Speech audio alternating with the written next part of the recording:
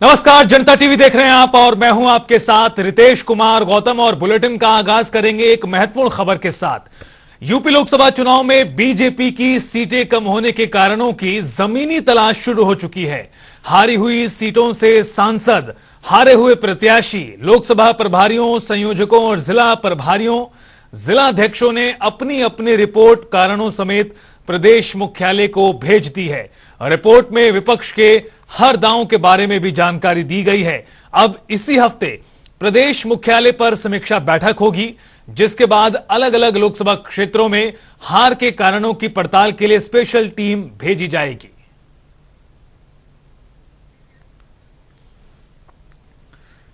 और लखनऊ से हमारे संवाददाता टीएन मिश्रा जी हमारे साथ जुड़ गए हैं इस बड़ी खबर पर और ज्यादा जानकारी के लिए। टीएन मिश्रा जी, लगातार जब से चुनावों के नतीजे सामने आए हैं, इस बात को लेकर समीक्षाएं की जा रही हैं, मंथन किया जा रहा है कि आखिरकार हार के कारण क्या रहे। और खास तौर पर देश के सबसे बड़े सूबे लोकसभा सीटों के अनुसार उत्तर प्रदेश में बीजेपी को बड़ा झटका लगा। जो रिपोर्ट्स भेजी जा रही हैं बीजेपी नेताओं की ओर से, उसमें किस तरह की जानकारी दी गई है और कौन कौन सी सीटें इसमें शामिल हैं, क्या कुछ कहती है प्राथमिक जानकारी? देखिए, लगातार रितेश जो है भाजपा अपनी हार की समीक्षा कर रही है। यूपी में वो 80 की 80 सीटें जीतने का दावा कर रही थी, लेकिन उसकी आधी सीटें भी जो है नहीं जीत पाई, जो पिछले बार की स्थिति थी।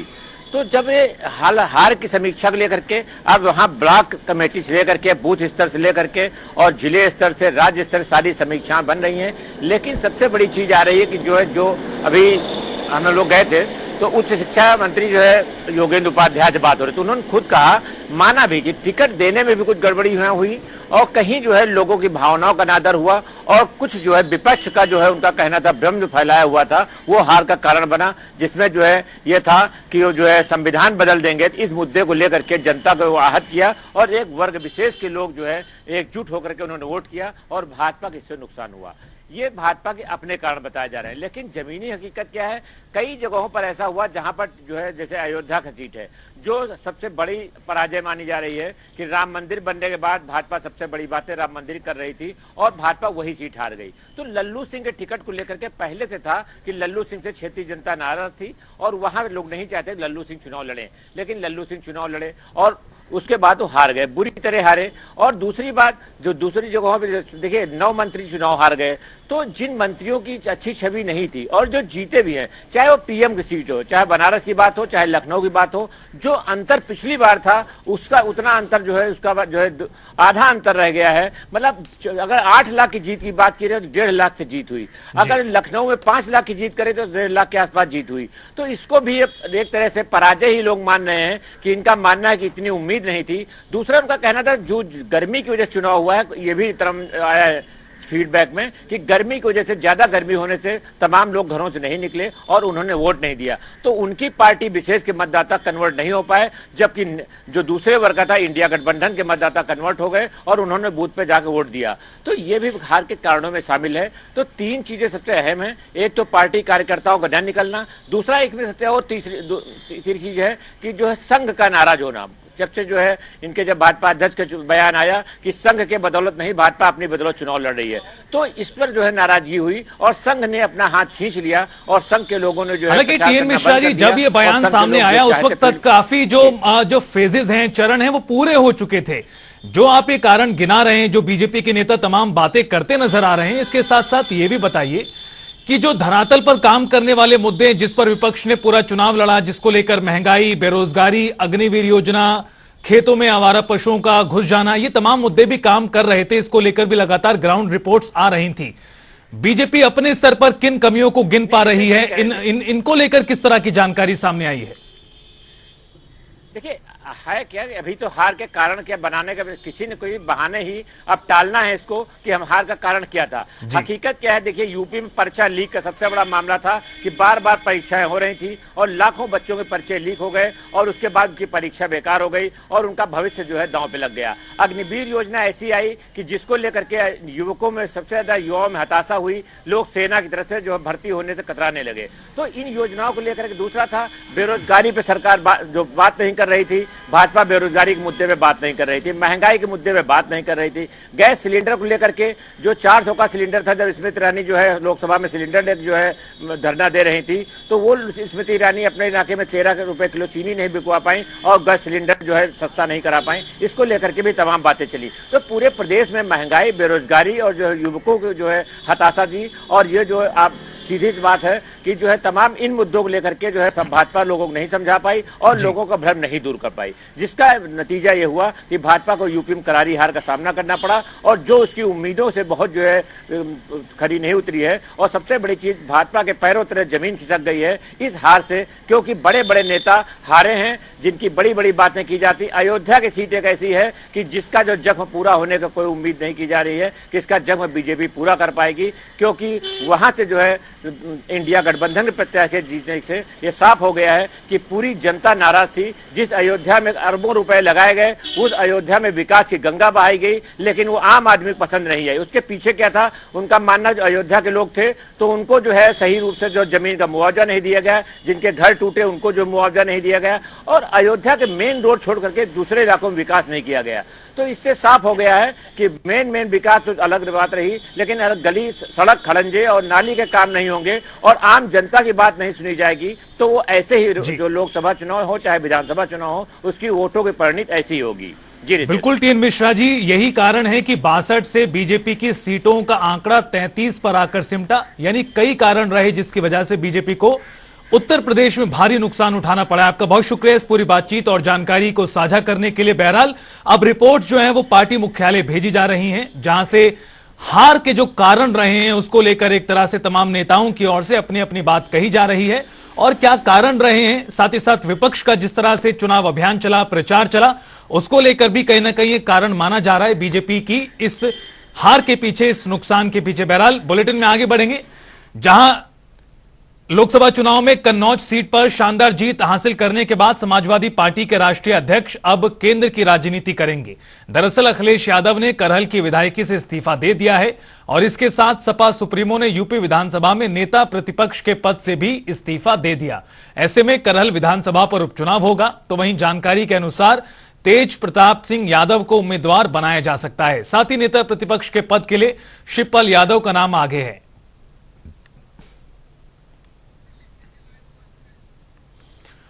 तो आपको बता दें कि उत्तर प्रदेश में शानदार जीत हासिल करने के बाद समाजवादी पार्टी और समाजवादी पार्टी के मुखिया अखिलेश यादव अब केंद्र की राजनीति में दो हाथ करने जा रहे हैं।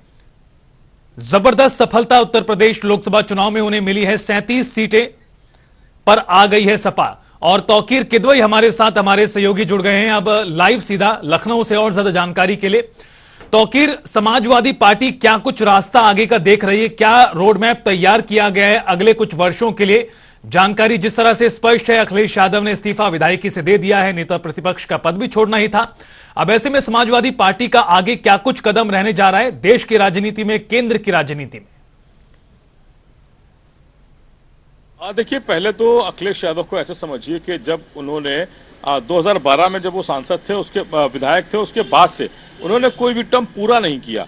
जब 2022 के चुनाव हुए तो उसके पहले वो आजमगढ़ से सांसद थे और जब 2022 का चुनाव में वो सरकार बनाने में सक्षम नहीं हो पाए तो उन्होंने आजमगढ़ से लोकसभा पद से इस्तीफा दिया और विधानसभा में आकर बैठ गए नेता प्रतिपक्ष के तौर पर। अभी 2024 का चुनाव हुआ और वो कन्नौज से इस बार प्रत्याशी रहे, जीत दर्ज की, लेकिन इस बार उन्होंने विधानसभा पद से त्यागपत्र दिया, विधानसभा से त्यागपत्र दिया और अब जा रहे हैं वो लोकसभा की राजनीति करने। यानी कि अभी 2 साल में ही उनका जो वो है सोच है वो विधानसभा से लोकसभा और लोकसभा से विधानसभा देखने को मिली है।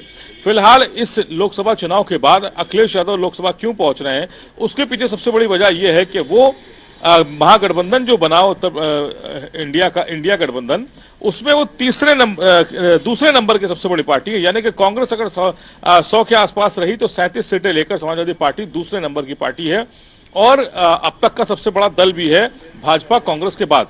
यानी कि समाजवादी पार्टी जब लोकसभा में रहेगी तो उसके 37 सांसद अखिलेश यादव के पीछे खड़े नजर आएंगे। यही वजह है कि वो एक मजबूती के साथ इस बार लोकसभा की जो कार्रवाई है वहां पर नजर आएंगे। इसके अलावा जिस तरह से भारतीय जनता पार्टी की सरकार बनी है, उठापटक कभी भी मच सकती है, कभी भी आपको तरह तरह की खबरें सुनने को मिल सकती हैं। इस वजह से भी अखिलेश यादव केंद्र की राजनीति बना रहना चाहते हैं कि कभी भी अगर नीतीश कुमार या फिर चंद्रबाबू नायडू कुछ भी अगर अपनी गतिविधि बढ़ाते हैं या फिर पाला बदलते हैं तो वो केंद्र की राजनीति में सत्ता में आ जाएंगे। यही वजह है कि वो केंद्र में बने रहना चाहते हैं और सेंट्रल की राजनीति करना चाहते हैं। दूसरी तरफ जब विधानसभा से वो नेता प्रतिपक्ष के तौर पर इस्तीफा दे चुके हैं, अब उनके साथ अवधेश प्रसाद जो सांसद हो गए हैं वो भी इस्तीफा दे चुके हैं। करीब 9 ऐसे सांसद विधायक हैं जो सांसद बन गए हैं, वो सभी इस्तीफा देंगे। और सबसे बड़ी बात यह है कि नेता प्रतिपक्ष के तौर पर समाजवादी पार्टी से कौन चेहरा होगा, इसको लेकर आज दिन भर मंथन चला है। समाजवादी पार्टी कार्यालय पर अखिलेश यादव बैठे थे, उनके साथ कई नेता, खासकर पूर्वांचल और पश्चिम के जहां से बड़ी जीत मिली है समाजवादी पार्टी को, इन जगहों से सांसद और विधायकों को बुलाया गया था, उनके साथ भी उन्होंने मंथन किया। यह माना जा रहा है कि जो रणनीति अभी तक लोकसभा चुनाव में नजर आई, यानी कि गैर मुस्लिम और गैर यादव जो कोर वोटर कहलाता है समाजवादी पार्टी का, उन दोनों के अलावा किसी एक जात के आदमी को या नेता को नेता प्रतिपक्ष बनाया जा सकता है। जिस तरह से जिन सीटों पर अखिलेश यादव ने देखा कि यहां पर यादव और मुस्लिम की तादाद ज्यादा थी, वहां पर तीसरी जात के आदमी को वहां पर उन्होंने टिकट दिया। यही वजह है कि वो तीसरी जो ज्यादा आबादी वाला जो नेता था जिसके ऊपर पकड़ थी, उसने यहां पर जीत दर्ज की है।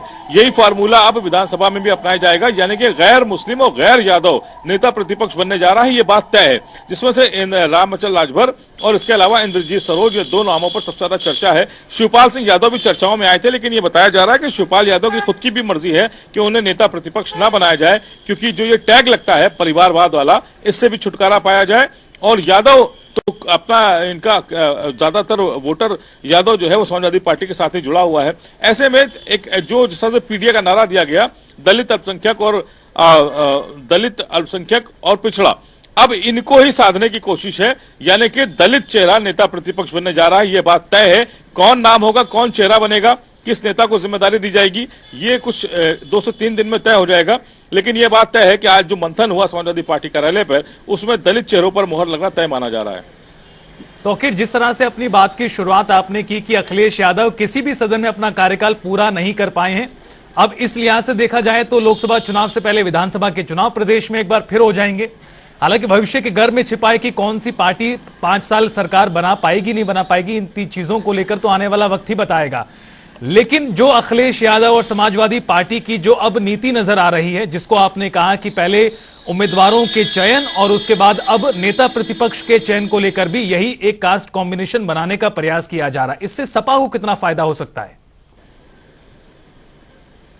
देखिए, फायदा साफ तौर पर नजर आ चुका है। लोकसभा 2024 में जो जातीय समीकरण अखिलेश यादव ने तय किए, कई आपने देखा होगा प्रत्याशियों के नाम बीच चुनाव बदले गए। 3 दिन बचे थे सिर्फ नॉमिनेशन फाइलिंग के, और उसके पहले अचानक प्रत्याशी का नाम बदल गया। चाहे वो सुल्तानपुर की बात हो, चाहे वो आपका जौनपुर हो, जहां से पहले प्रत्याशी किसी और को बनाया गया, फिर किसी और का नाम आया, फिर अचानक बाबू सिंह कुशवाहा मैदान में आ गए। ऐसे कई सीटें थी जहां पर इस तरह का जातीय समीकरण को देखते हुए, और इसमें बड़ी भूमिका शिवपाल सिंह यादव की भी बताई जा रही है कि उनसे चर्चा परिचर्चा के बाद इन नामों पर मुहर लगी और उनको मैदान में उतारा गया। बीच चुनाव प्रदेश अध्यक्ष बदला गया, श्यामलाल पाल को लाया गया। बताया जा रहा है कि जब कन्नौज का चुनाव होना था, जहां से अखिलेश यादव खुद प्रत्याशी थे, उसके 3 दिन पहले जब जातीय समीकरण को साधने की कोशिश हो रही थी, इसी दौरान शिवपाल सिंह यादव को लगा कि जो 2 लाख पाल वोटर है कन्नौज में, अगर उसको भी साधा जाएगा तो चुनाव और मजबूती से कन्नौज में लड़ा जाएगा और इसका इंपैक्ट अगल बगल की 15 से करीब 16 सीटों पर पड़ेगा। इसीलिए आनंद फानंद में प्रदेश अध्यक्ष बदला गया। और नरेश उत्तम पटेल जो फतेहपुर से चुनाव लड़ रहे थे, उनको कहा गया कि वो चुनाव की वजह से उनको हटाया गया प्रदेश अध्यक्ष पद से, क्योंकि वो खुद चुनाव मैदान में थे। जबकि असल वजह ये सामने आई है कि पाल वोटर को साधने की भी कोशिश की गई, यानी कि जो धर्म के आधार पर चुनाव हो रहा था, उसको समाजवादी पार्टी जात के आधार पर लाने में कामयाब हुई है। और इसी जातीय समीकरण को साधने के लिए 2027 की तैयारी भी नजर आ रही है। दूसरी बात शिवपाल सिंह यादव ने चुनाव खत्म होने के बाद कही कि मुख्यमंत्री अब अखिलेश यादव होने जा रहे हैं, उन्हें कोई रोक नहीं पाएगा। ये मान लीजिए कि जो बात मैंने कही कि जब 2027 का चुनाव आएगा तो लोकसभा से इस्तीफा देकर अखिलेश यादव यहां विधानसभा चुनाव जीतने के बाद यही नजर आएंगे। अगर वो विधानसभा चुनाव जीतते हैं और सरकार बनाने में कामयाब होते हैं, तो जाहिर तौर पर वो केंद्र की राजनीति छोड़कर एक बार फिर विधानसभा आप की कह रहे कार्रवाई में हैं कि वो आपको नजर अपनी आएंगे परिपाटी यहाँ को आगे की, बढ़ाकर रखेंगे, यानी जो कार्यकाल पूरा ना कर पाने की बात आपने कही थी, आपको लगता है कि वो आगे भी होता हुआ नजर आएगा जब प्रदेश में विधानसभा के चुनाव होंगे। बहरहाल आपका बहुत शुक्रिया इस पूरी बातचीत और जानकारी के लिए। आने वाले दिनों में उत्तर प्रदेश में उपचुनाव बहुत सारी सीटों पर होने जा रहा है। 1 दर्जन से ज्यादा ऐसी सीटें हैं जहां पर बाई इलेक्शन विधानसभा के होंगे और वहां पर एक बार फिर टेस्ट कहीं ना कहीं इन तमाम चीजों का होगा। चलिए बुलेटिन में आगे बढ़ते हैं, जहां कांग्रेस के प्रदेश अध्यक्ष अजय राय ने प्रेस कॉन्फ्रेंस कर जहां लोकसभा चुनाव में प्रदर्शन पर जनता का आभार प्रकट किया, तो वहीं एनडीए पर जमकर निशाना भी साधा। अजय राय ने कहा कि एनडीए 400 पार, 80 में 80 समेत 10 लाख पार का नारा लगा रही थी, लेकिन जनता ने उसे हवा बना दिया है। प्रदेश में मोदी जी और उनकी पूरे जो इनका एनडीए जिसको आज इसकी सरकार ये बनाए हैं, इनको पूरा भरोसा था, जो बार बार अपने भाषणों में बोलते थे 400 पार, 80 में 80, 10 लाख पार, उत्तर प्रदेश ने उसकी हवा निकाल दी। 400 पार की भी हवा निकाल दी, 80 पार की, 80 में 80 की भी हवा निकाल दी, और 10 लाख पार जो बनारस में उन्होंने कहा था कि इस बार का चुनाव 10 लाख पार का होगा, उस 10 लाख पार की भी हवा हमारे काशी के बाबा विश्वनाथ की नगरी के रहने वाले हमारे साथियों ने निकाल दिया। हम सब लोगों ने चुनाव के बाद ये तय किया, हमारे राष्ट्रीय नेतृत्व अविनाश पांडे जी, अभी हम लोगों ने पॉलिटिकल अफेयर कमेटी की मीटिंग बुलाई थी 7 तारीख को, उसमें यह तय किया गया कि ये जो भी हम चुनाव जीते और जहां हम चुनाव हारे भी हैं या हमारे गठबंधन के साथी हमारे जीते हैं चुनाव, समाजवादी पार्टी के और हमारे साथी जो जीते हैं, सभी दल के साथ मिलकर आभार यात्रा, धन्यवाद यात्रा हम 11 तारीख से शुरू किए हैं, जिसका आपने देखा होगा कि पहला एग्जाम्पल उदाहरण रायबरेली के अंदर हमारे नेता राहुल जी, प्रियंका जी ने आकर रायबरेली और अमेठी की जनता को धन्यवाद ज्ञापित किया, आभार व्यक्त किया है। आप देख रहे हैं कि पूरे देश में नौजवान बच्चे, हाहाकार मची हुई है नौजवान बच्चों में, जो नेट के माध्यम से एग्जाम दिया था मेडिकल का। पहले आपने देखा कि उत्तर प्रदेश में ही पर्चे लीक हुआ करते थे। उत्तर प्रदेश में 19 एग्जाम के पर्चे आउट हुए, लीक हुए। पुलिस, चाहे वो सिपाही का भर्ती का मामला रहा हो, लाखों लाख बच्चे बेचारे निराश हुए, डिप्रेशन में गए, परेशान हुए। जम्मू कश्मीर में हुए आतंकी हमले को लेकर देश भर में भारी आक्रोश है। अलग अलग जगहों से आतंकवाद के पुतला दहन की तस्वीरें सामने आई हैं। आपको अलग अलग जगह की 6 तस्वीरें दिखा रहे हैं, जहां आतंकी हमले से आक्रोशित लोगों ने आतंकवाद का पुतला दहन किया। साथ ही साथ केंद्र सरकार से आतंकियों के खिलाफ कड़ी कार्रवाई की मांग भी उठाई।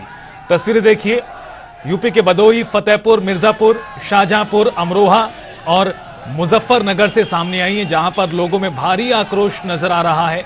हालिया दिनों में जिस तरह की घटनाएं पेश आई हैं जम्मू कश्मीर के डोडा, रियासी या फिर पुलवामा जैसी जगहों पर, तमाम जगहों पर जहां आतंकी हमले हो रहे हैं, उन घटनाओं को लेकर लोगों में काफी ज्यादा आक्रोश है। और इसी क्रम में आज तमाम लोग सड़कों पर उतर कर आए और भारी आक्रोश अपना जाहिर करने का प्रयास किया है। पुतला दहन किया गया आतंकवाद का बनाकर, और इस दौरान पाकिस्तान के खिलाफ भी कुछ जगहों पर नारेबाजी सुनाई पड़ी है। तस्वीरें देखिए किस तरह से लोगों में भारी गुस्सा बना हुआ है।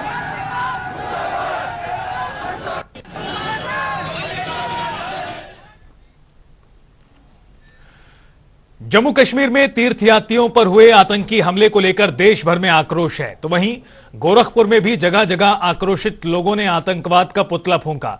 और इसे लेकर हमारे संवाददाता सुभाष गुप्ता ने विश्व हिंदू परिषद के संयोजक दुर्गेश त्रिपाठी से खास बातचीत की। देखी जम्मू के रियासी में हुए आतंकी हमले को लेकर पूरे देश में उबाल है। आपको बताते चले कि आतंकवादियों ने श्रद्धालुओं से हमला कर दिया था, जिसमें 10 लोग आज बजरंग दल के कार्यकर्ता पूरी तरीके से आक्रोशित हैं और यहाँ पर घोषित आतंकियों की क्या दवाई, दुर्गेश त्रिपाठी जो बजरंग दल के संयोजक हैं उनसे बात करते हैं और जानते हैं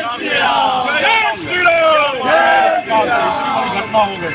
सरकार से यही मांग है कि अभी तक जैसा कड़क कदम उन्होंने पहले उठाया है वैसे ही कड़क कदम उठा के ये पाकिस्तान पोषित ये जो निरीह लोगों का हत्या करने वाले ये जो कायर लोग हैं इनके ऊपर कड़ी से कड़ी कार्रवाई की जाए और इनको घर में घुस के मारा जाए और ऐसी मौत दी जाए कि इनके साथ कुछ याद रखेंगे अगर भारत की तरफ उठा के देखेंगे तो उनका क्या परिणाम होने वाला है।